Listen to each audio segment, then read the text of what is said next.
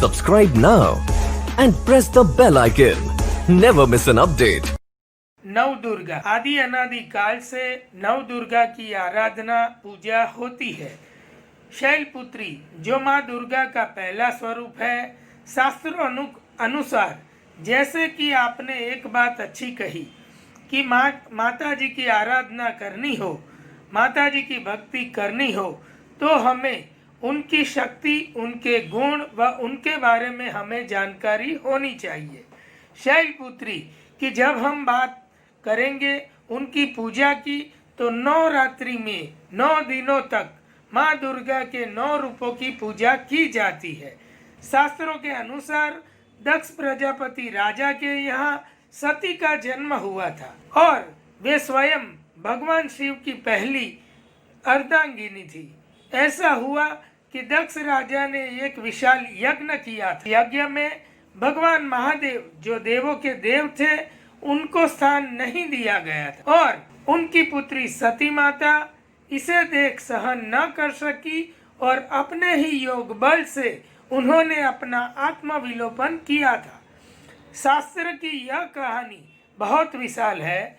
कहा जाता है कि उनके बाद शिव की पत्नी बने जो संगीनी बनी, वह थी माता पार्वती। पर्वतराज के यहाँ उनका जन्म हुआ। यह सती के दूसरे अवतार का और वहाँ उनका नाम हुआ पार्वती।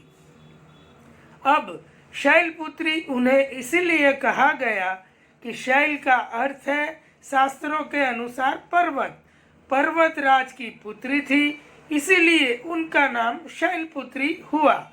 शास्त्रों में जब भी शक्ति की बात आती है और जब नव दुर्गा की बात होती है, तो शुरुआत शैलपुत्री से होती है और बचपन से ही उनकी एक अनोखी अवधारणा थी। कथाएं इसकी बहुत सारी है, परंतु उन्हें एक तरह से शिव के प्रति आकर्षण था, इसीलिए उन्होंने ऐसा स्वरूप बनाया था और यही प्रतीकात्मक रूप से शिव और शक्ति दोनों एक है। शिव की यही अर्धांगिनी है, यही उनका स्वरूप बताता है। अब बात करते हैं एक हाथ में त्रिशूल की, जो शिव का चिन्ह है, और दूसरे हाथ में कमल, यह स्वयं माँ शक्ति का चिन्ह है।